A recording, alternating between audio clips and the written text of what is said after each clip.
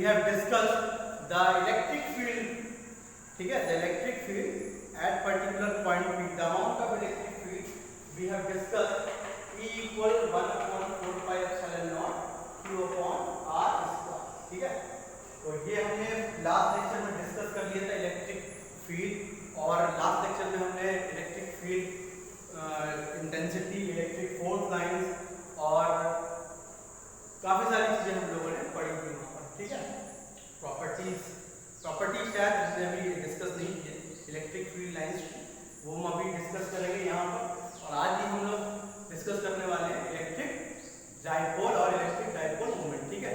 तो जल्दी से सबसे पहले हम लोग इलेक्ट्रिक फील्ड लाइंस की प्रॉपर्टीज पढ़ लेते हैं, ठीक है। इलेक्ट्रिक फील्ड लाइंस की प्रॉपर्टीज क्या क्या होती है, यहाँ पर मैं बताता हूँ। Properties of electric field lines, ठीक है, electric field lines. Number 1 property ये है बच्चों कि जितनी भी हमारी इलेक्ट्रिक फील्ड लाइंस होती हैं, ठीक है, all the electric field lines are originated from positive charge and vanishes to the negative charge. कहने का मतलब electric field lines positive charge पे चलेंगी और नेगेटिव चार्ज पर जाकर फिनिश हो जाएंगी, खत्म हो जाएंगी, ठीक है। अब ऐसा क्यों भाई, हमें ये तो हमने देख लिया कि पॉजिटिव चार्ज की वजह से पॉजिटिव चार्ज की वजह से फील्ड लाइंस चलेंगी और नेगेटिव चार्ज पर एंटर हो जाएंगी, ठीक है। इस बात को एक बहुत बेहतर एग्जांपल के साथ समझते हैं। मान लेते हैं कि आपके पास कोई दो रबड़ की बॉल है, ठीक है, और जो एक उनके बीच में एक रबड़ बैंड या स्प्रिंग कनेक्ट है। अब ये बॉल से जब आप फेंक देंगे तो ये सेपरेट हो जाएगा, है ना। अभी स्टार्टिंग में बॉल्स कुछ इस तरीके से है, बीच में स्प्रिंग है, जब आप स्प्रिंग खींचेंगे या रबड़ खींचेंगे तो बॉल सेपरेट हो जाएंगे। तो होगा क्या, अभी सपोज करते हैं कि ये पॉजिटिव और नेगेटिव चार्ज ये हमारे बीच में ये स्प्रिंग लगा हुआ है। अब मैंने ये स्प्रिंग जब खींचा तो ये पॉजिटिव और नेगेटिव चार्ज है वो अलग अलग हो, ठीक है। लेकिन अगर मैं इनके बीच में एक लाइन खींच लूं, ठीक है, और कहीं ना कहीं इनके बीच में एक ऐसा पॉइंट होगा जहां पर इसका इलेक्ट्रिक फील्ड और इसका इलेक्ट्रिक फील्ड दोनों के दोनों बैलेंस होंगे, ठीक है। ये पॉजिटिव चार्ज इसका भी अपना इलेक्ट्रिक फील्ड होगा और ये नेगेटिव चार्ज इसका भी अपना इलेक्ट्रिक फील्ड होगा। तो होगा क्या कि जैसे मान लेते हैं यहाँ पर एक positive charge, sorry plus charge है यहाँ पर, ये पॉजिटिव चार्ज क्या करेगा, इसको रिपल करेगा। रिपल जब करेगा तो मान लीजिए कि ये यहाँ Q0 पर पहुंच गया, Q0 पर पहुंच गया होगा। हम एक एजम्पशन कर रहे हैं यहाँ पर, हाइपोथेटिकल एजम्पशन कर रहे हैं, इनको बहुत सारे वे में समझा जा सकता है लेकिन ये बेस्ट एग्जांपल है, ठीक है। तो यहाँ पर मान लेते हैं Q0 इस डायरेक्शन में रिपल को, और रिपल्शन की वजह से जब भाई फोर्स लग रहा होगा इसको तो ये एक्सेलरेट भी हो रहा होगा। तो ये भाई यहाँ पर तो इलेक्ट्रिक फील्ड 0 हो गया, इसका मतलब यहाँ पर इसका फोर्स भी 0 होगा। लेकिन क्या है कि इसके अंदर एक्सेलरेशन है तो वो इस रीजन को पार करके इधर चला जाएगा, और जैसे ही वो इधर पहुंचेगा तो इसका इलेक्ट्रिक फील्ड इसको क्या करेगा, अट्रैक्ट कर लेगा।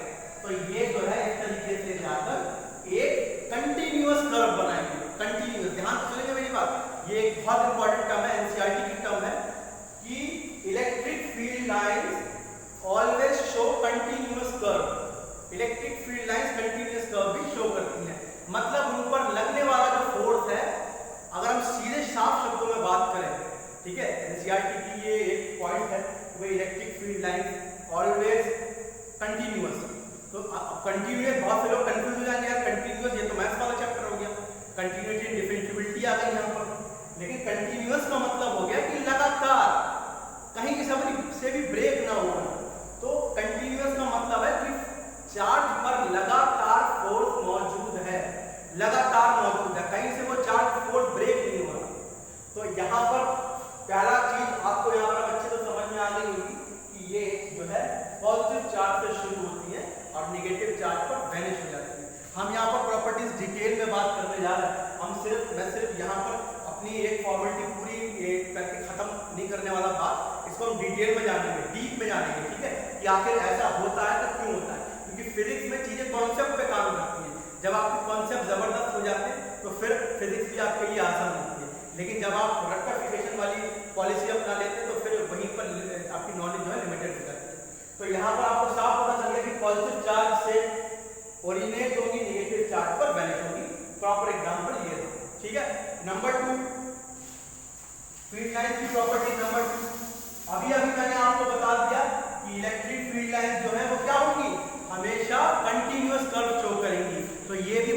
चीज प्रॉपर्टी हो गई कि electric field lines always shows the continuous curve, और कंटिन्यूअस कर्व का मतलब आप जानते ही हो कि कहीं पर भी फोर्स जो है मिस नहीं हो रहा, हर एक पॉइंट पर फोर्स लग रहा है, क्योंकि इलेक्ट्रिक फील्ड मौजूद है। तो चार्ज पर भी जो टेस्ट चार्ज या दूसरा चार्ज होगा जो फोर्स महसूस कर रहा होगा उस पर भी लगातार वो एक्सपीरियंस कर रहा होगा।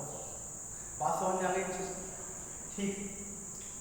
उसी के बाद ये नंबर 2 हो गया कि ये जो है कैसी होती है, कंटिन्यूअस कर्व लाइक शेप में होती है। ठीक है, अच्छा मैं लिख ले रहा हूँ लेकिन आप मेरी बात यहाँ पर लगातार सुनते चले। पहली बात जो ये मैंने यहाँ पर बता दी थी कि electric field lines are always start from positive charge vanishes to the negative charge and point to electric field lines always shows the continuous curve। ठीक है, नंबर 3 पॉइंट जो है कि electric field lines never intersect each other. Electric field lines जो है कभी भी एक दूसरे को इंटरसेक्ट नहीं करेंगी।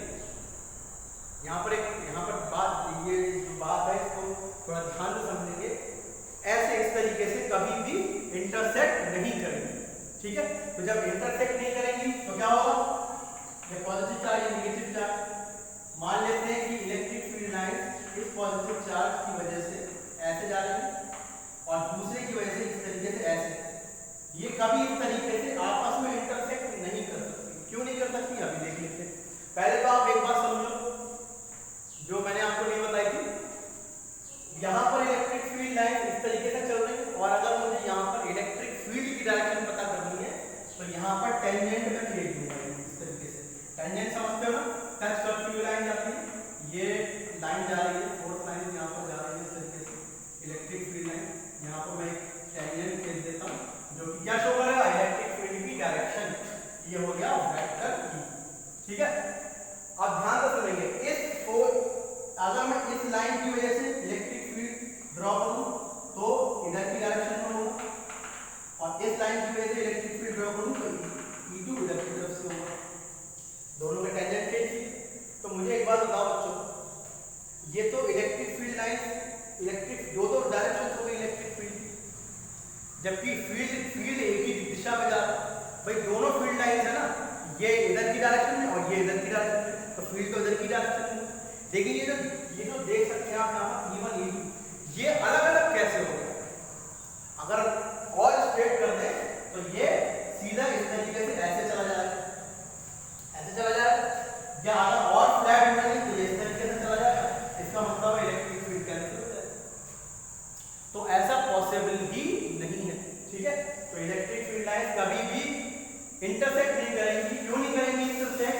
अगर वो इंटरसेक्ट करेंगी तो फील्ड की दो डायरेक्शन हो सकेंगी जो कि पॉसिबल नहीं है। तो थर्ड प्रॉपर्टी क्या होगी, the electric field line never intersect to each other because if they intersect to each other then they have two directions which is actually not possible, जो कि एक्चुअली में पॉसिबल नहीं है। ठीक है, बात समझ में आ गई अच्छे से? तो अभी हमने 3 प्रॉपर्टीज पढ़ी फील्ड लाइंस की। उसी के बाद चौथी प्रॉपर्टी है कि इलेक्ट्रिक फील्ड लाइन कभी भी क्लोज लूप नहीं बनाती। ठीक है, कभी भी जो है electric field line close loop नहीं बनाएगी। तो क्लोज लूप नहीं बनाएगी तो भाई क्या होगा, हमेशा पॉजिटिव से नेगेटिव आती है इस तरीके से, वापस नहीं जाती है।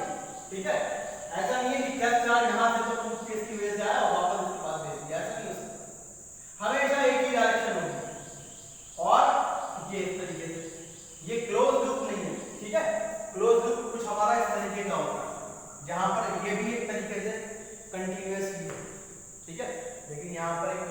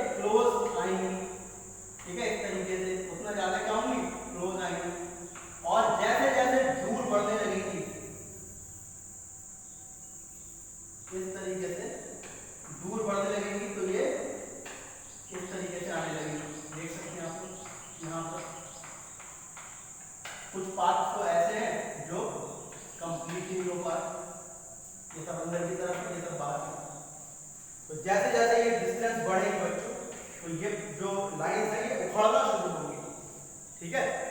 जैसे एक प्लाई है ना, प्लाई, तो जब हम मोड़ते हैं तो ऊपर की चीजें उखड़ने लगती हैं, तो ये बिल्कुल जैसे जैसे हम डिस्टेंस मिडिल पॉइंट से ऊपर की तरफ बढ़ेंगे, तो यहाँ पर ये जो डेंसिटी है उखड़ने लगेगी। मतलब एक मैं टर्म यूज कर रहा हूँ, कहने का मतलब है कि स्ट्रेंथ वीक होने लगेगी, जिसकी वजह से पाथ कंप्लीट नहीं हो पाएगा। समझ में आ गई बात? लेकिन कंटिन्यूअस फिर भी रहेगी, ध्यान सुनिएगा, कंटिन्यूअस फिर भी रहेगी, ठीक है।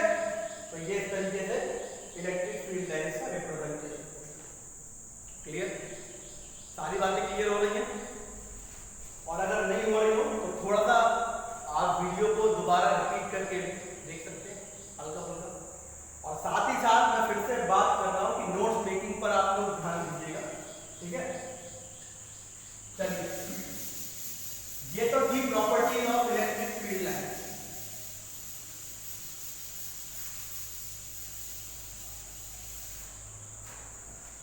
आज हम बात करेंगे इलेक्ट्रिक डाइपोल और इलेक्ट्रिक डाइपोल मोमेंट के बारे में, ठीक है। क्या होता है इलेक्ट्रिक डाइपोल और इलेक्ट्रिक डाइपोल मोमेंट का क्या मतलब है, ये दोनों चीजें हम यहाँ पर डिस्कस करेंगे। So what is the dipole, what is the concept of dipole, what is the mean of dipole.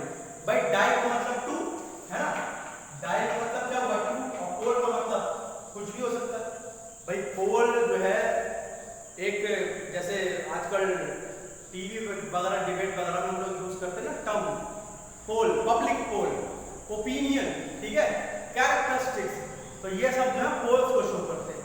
लेकिन ये वो पोल दूसरे, ये पोल दूसरे, ठीक है। तो यहाँ पर डाइपोल है, दो पोल होंगे। अब मैं पोल का मतलब बता देता हूँ। जैसे सपोज करो पॉजिटिव नेगेटिव, ये पोल मतलब एक दूसरे नेचर का, एक दूसरे नेचर का, इसको हम पोल बोल रहे हैं। एक नॉर्थ पोल, एक साउथ पोल। भाई नॉर्थ में अलग तरीके का व्यवहार है, साउथ में अलग तरीके का व्यवहार है, ये पोल हो गया। अगर हम किसी क्लास में पोल डिसाइड करें तो मान लेते हैं एक तरफ लड़के हैं, एक तरफ लड़कियां, तो वो भी एक पोल हो गया। अगर मान लो क्लास में सिर्फ लड़के हैं तो एक तरफ पढ़ने में तेज लड़के और पढ़ने में स्लो या जो वीक है, ठीक है, ये दो पोल हो।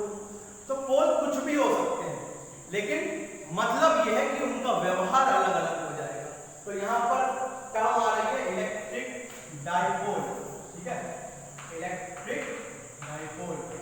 ये क्या चीज होती है और पढ़ते हैं फिर इसको, चलो start. So electric dipole is the set of two equal and opposite charges, right. Electric dipole is a set है, सेट ऑफ टू इक्वल और opposite charges which is separated by a very small distance.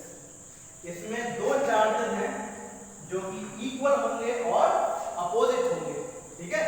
जैसे मान लेते हैं +3 और -3, equal भी है और अपोजिट भी है, एक प्लस है दूसरा माइनस है। तो मान लेते हैं कि दो चार्जेस हैं, एक प्लस और दूसरा माइनस। ये बच्चों एक बहुत ही छोटी डिस्टेंस के साथ एक दूसरे से सेपरेट होते हैं, ठीक है। तो electric dipole is a set of two equal and opposite charges which is separated at a very small distance two a, ठीक है। आप लोग यहाँ पर a भी यूज कर सकते हैं, 4a भी यूज कर सकते हैं, ठीक है, 8a भी यूज कर सकते हैं। कॉन्सेप्ट ये है कि ध्यान रखिएगा 2a जो है वो एक स्मॉल डिस्टेंस होनी चाहिए, ठीक है। भाई सीधी सी बात है कि जो कूलम्ब्स लॉ है वही अपना एटॉमिक और मॉलिक्यूलर डिस्टेंसेस पर काम करता है, तो ये भी तो यार चार्जेस ही। तो जब चार्जेस होंगे तो इनके बीच क्या होगा, इनके बीच भी एक स्मॉल डिस्टेंस होनी चाहिए। बात समझ में आ गई? Electric dipole is the set of two equal and opposite charges which is separated at a very small distance, ठीक। बहुत ही स्मॉल डिस्टेंस पर जो है ये रखे हुए, ऐसे समझ लीजिए, ठीक। अच्छा, अब इसके बाद हम बात करते हैं इसके मोमेंट के बारे में। मोमेंट आप लोगों ने 11th क्लास में पढ़ा हो।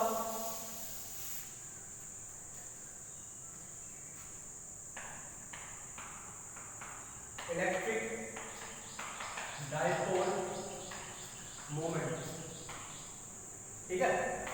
तो इलेक्ट्रिक डाइपोल से हम बच्चों वेक्टर फील्ड से शो करते हैं। तो electric dipole moment is defined as the product of either charge into distance between the charges. नहीं है बात समझ? इलेक्ट्रिक डाइपोल मोमेंट क्या है? इन दोनों में से कोई भी एक चार्ज ले लीजिए, दोनों सेम है ना भाई, प्लस क्यू और माइनस क्यू दोनों सेम चार्ज है, बस एक पॉजिटिव एक नेगेटिव, अमाउंट मैग्नीट्यूड तो इक्वल ही है। तो electric dipole moment is defined as the product of any charge, charge वाला करने वाला, डायरेक्शन पॉजिटिव है, साइन पॉजिटिव है, तो electric dipole moment is defined as the product of any charge and distance between them. मतलब dipole का कोई भी चार्ज, इलेक्ट्रिक, फिर से बात कर लेते हैं, electric dipole moment is defined as the product of any charge, dipole moment के किसी भी एक चार्ज के बारे में बात करते हैं, product of any charge into distance between the charges, जो चार्जेस के बीच की डिस्टेंस है वो। ठीक है, एक बात और बताता हूं, यहाँ पर 2a जो है वो एक डिस्प्लेसमेंट है और डिस्प्लेसमेंट एक वेक्टर क्वांटिटी होता है, इसीलिए बच्चों pb क्या होगा, एक वेक्टर क्वांटिटी होगा, तो vector p equal to q into 2a। ठीक है, मैग्नीट्यूड के बारे में बात करें तो सिंपल मैग्नीट्यूड आ जाएगा p equal to q multiply 2a। ठीक है, ऐसा यूनिट के बारे में बात कर लेते हैं, तो q का कितना होगा, कूलम, और ये डिस्प्लेसमेंट, तो ये मीटर होगा, ये ऐसा यूनिट होगा। ठीक है, तो इलेक्ट्रिक डाइपोल मोमेंट का ऐसा यूनिट कितना हो गया, कूलम इनटू मीटर। एक यूनिट और होता है इसका स्टैंडर्ड यूनिट, ठीक है, कॉम्पिटिटिव एग्जाम्स में आ जाता है, डिबाय। ठीक है, इलेक्ट्रिक डाइपोल मोमेंट का एक और यूनिट होता है डिबाय। ठीक है, यहाँ पर हम लिख देते हैं अनदर यूनिट, डिबाय। ठीक है, तो ये electric dipole moment, this is all about electric dipole moment. ठीक, अच्छा, अब इलेक्ट्रिक डाइपोल मोमेंट बेटे एक हम यहाँ पर एक बहुत ही इंपॉर्टेंट एक्सप्रेशन पढ़ेंगे, इसके बाद हम लोग इलेक्ट्रिक डाइपोल मोमेंट की वजह से जो इलेक्ट्रिक फील्ड है उनको कैलकुलेट करेंगे। ठीक है, तो अब मैं यहाँ पर एक एक्सप्रेशन, अभी तक का ये पहला एक्सप्रेशन है चैप्टर का,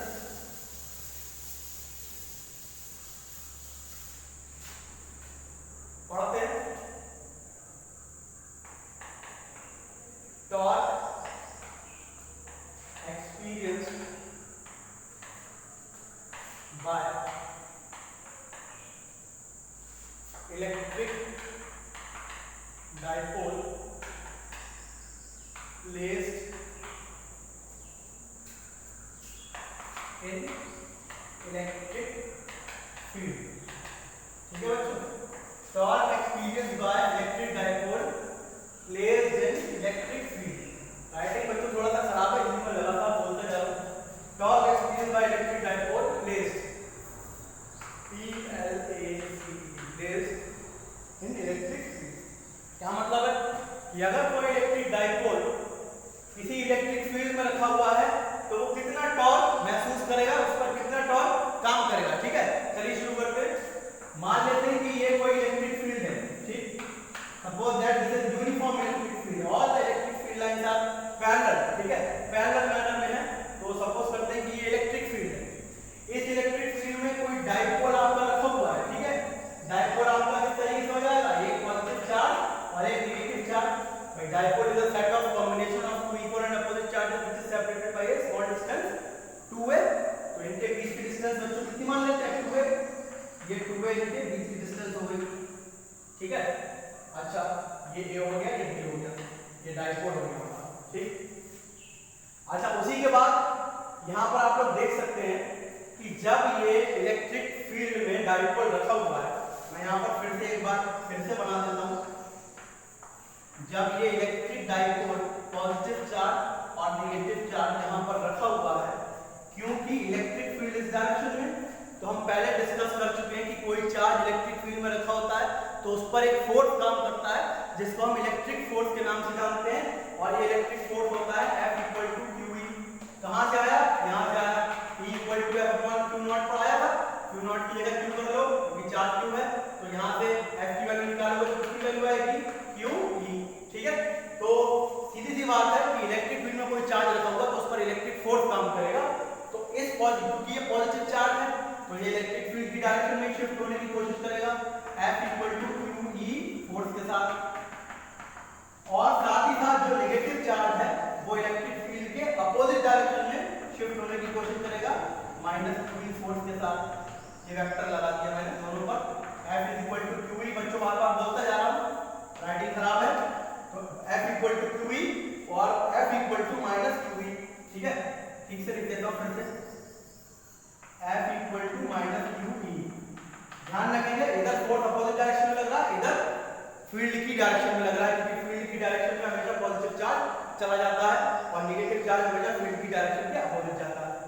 अच्छा, तो बच्चों एक बात बताओ, यहाँ पर एक कपल क्रिएट हो रहा है साथ ही साथ। ठीक है, क्या क्रिएट हो रहा है? कपल। तो कपल क्रिएट हो रहा है, लेकिन हम यहाँ पर कपल की स्टडी नहीं कर रहे हैं, हम लोग यहाँ पर स्टडी कर रहे हैं टॉर्क की। भाई कपल का मतलब क्या है? कपल का मतलब जोड़ो, तो एक फोर्स तो इस डायरेक्शन में, एक फोर्स इस डायरेक्शन में, तो ये किसी पॉइंट के अबाउट मूव करने की कोशिश करेगा। लेकिन भाई क्योंकि एक रिजिड स्ट्रक्चर है तो कोई मेटल अंदर से थोड़ी ना मूव करने लगेगा, उसके मॉलिक्यूल अंदर ही अंदर थोड़ी ना मूव करने लगेंगे। तो यहाँ पर टॉर्क की बात नहीं कर रहे हो, सॉरी कपल की बात नहीं कर रहे हैं हम, यहाँ पर किसकी बात कर रहे हैं? टॉर्क की बात कर रहे हैं। और बच्चों टॉर्क का जो फॉर्मूला होता है वो होता है torque is equal to force into perpendicular distance. ठीक है, क्या होता है? Force into perpendicular distance. अच्छा, फोर्स किसी भी भाई दोनों चार्जेस पर सेम फोर्स लग रहा है, तो फोर्स आप लोग लिख सकते हैं F और यहाँ पर लिख सकते हैं परपेंडिकुलर डिस्टेंस। ये मैं शॉर्ट में लिख दिया परपेंडिकुलर डिस्टेंस इस तरीके से। अब परपेंडिकुलर डिस्टेंस क्या है? इनके और इनके बीच की डिस्टेंस परपेंडिकुलर।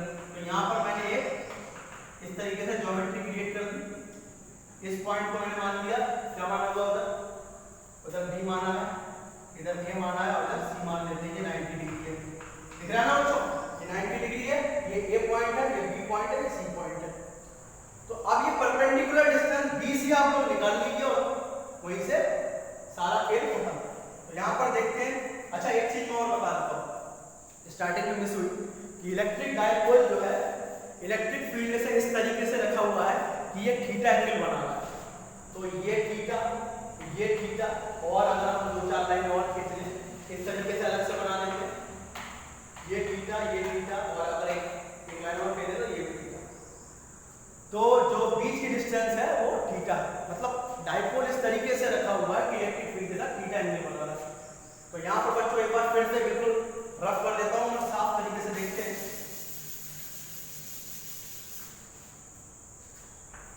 ये फील्ड लाइंस हो गई, ये डायपोल हो गया, पॉजिटिव हो गया, इधर फोर्स लगेगा, इधर फोर्स लगेगा। ठीक है, ये पॉइंट कितना माना है? ये पॉइंट B माना है और ये पॉइंट A माना है। अभी मैंने फोर्स को यहाँ पर हटा दिया क्योंकि दिख नहीं रहा था क्लियर इस वजह से,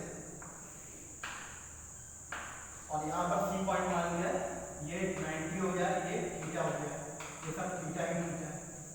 तो इस ट्रायंगल में ABC में लगा देते हैं sin theta. sin theta is equal to, यहाँ पर लिखते हैं ट्रायंगल ABC में अप्लाई कर दिया है। sin थीटा कितना होता है? Perpendicular upon hypotenuse. परपेंडिकुलर कितना होगा? BC, और हाइपोटेन्यूज कितना होगा? 2a। भाई हाइपोटेन्यूज AB होगा ना, AB, और AB एक्चुअल में क्या है? डायपोल के बीच की डिस्टेंस है, और डायपोल के बीच की डिस्टेंस है वही 2a। तो यहाँ से BC की वैल्यू कितनी निकली? 2a sin theta. बच्चों एक बात और सुनो, ट्रायंगल ABC में सिर्फ sin थीटा ही क्यों लगाया? अरे भाई क्योंकि परपेंडिकुलर डिस्टेंस चाहिए थी। कॉस में आती है परपेंडिकुलर डिस्टेंस? नहीं आती। कॉस में बेस अपॉन हाइपोटेन्यूज आता है। tan में आती है? हाँ आती है, परपेंडिकुलर अपॉन बेस होता है। लेकिन भाई परपेंडिकुलर तो निकालना है, लेकिन बेस पता है क्या? नहीं पता है, तो वहां पे नॉन वेरिएबल देता। तो काम ऐसा करो जो डेरिवेशन को सूट करे। तो sin थीटा जो परपेंडिकुलर अपॉन हाइपोटेन्यूज, तो यहाँ से BC जो है 2a sin थीटा हो गया। अब पुट कर देते हैं इसमें। ठीक है, तो यहाँ से आप देख सकते हैं ये टाउ हो गया। F कितना रहेगा? QE। F क्या है? Force, electric force on the charge placed electric field, that is QE। E हो गया। परपेंडिकुलर डिस्टेंस कितनी थी? BC। BC की जगह क्या लगा देते हैं? 2a sin theta. ये हो जाएगा मल्टीप्लाई 2a sin थीटा। तो टाउ इक्वल टू कितना लिख सकते हैं? 2QA E sin theta. ठीक है, और 2q a कितना हो जाएगा बच्चों p, तो टाउ इक्वल टू p। भाई इलेक्ट्रिक डाइपोल मोमेंट याद है ना, p is equal to q into 2a होता है, तो यहाँ पर 2q इंटू a कितना होगा p e sin थीटा, ठीक है, p sin थीटा। तो अब मैं यहाँ पर रख कर रहा हूँ,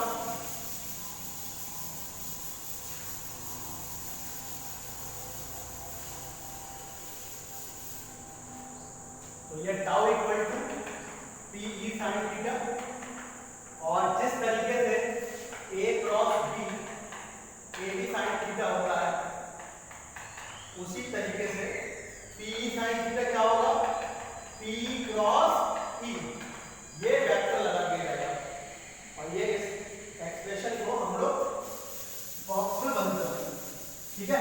तो यहां से देख सकते हैं आप कि टॉर्क जो लग रहा था डाइपोल पर वो कितना लग रहा है वेक्टर p क्रॉस e।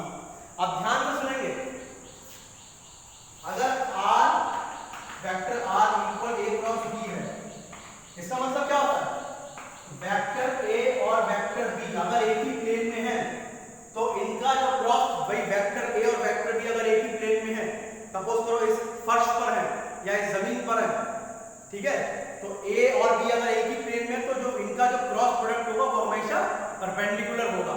इसी तरीके से मैं यहाँ पर और बात क्लियर करता हूँ आपको कि सपोज करते हैं कि फील्ड इस डायरेक्शन में, बच्चों फील्ड एक प्लेन में, मान लीजिए फील्ड फर्श पर है और फर्श पर ही किसी एंगल पर कोई लकड़ी रख दी मैंने इस तरीके से, इस लकड़ी को मैं डाइपोल के नाम से जान सकता हूँ, प्लस और माइनस। तो वो जो लकड़ी है ना, मतलब जो डाइपोल है ना, उस पर ऊपर की तरफ एक टॉर्क काम करेगा, ऊपर की तरफ, ठीक है। तो टॉर्क इक्वल टू कितना हो जाएगा वेक्टर p क्रॉस e, तो डायरेक्शन ऑफ, यहां पर लिखते हैं direction of vector tau is perpendicular to the plane of p and e, ठीक है बच्चों। तो ये एक्सप्रेशन हो गया। इसके बाद इसके केसेस हम लोग अगले लेक्चर में डिस्कस करेंगे, ठीक है। वीडियो थोड़ा लंबा ना हो जाए इस वजह से, तो इसके जितने भी केसेस हैं, इसके 2-3 केसेस हैं, वो हम नेक्स्ट लेक्चर में डिस्कस करेंगे, ठीक है। प्रॉपर तरीके से नोट करिएगा, और कोई भी प्रॉब्लम हो तो मुझे मैसेज कर सकते हैं, ठीक है। Okay, thank you.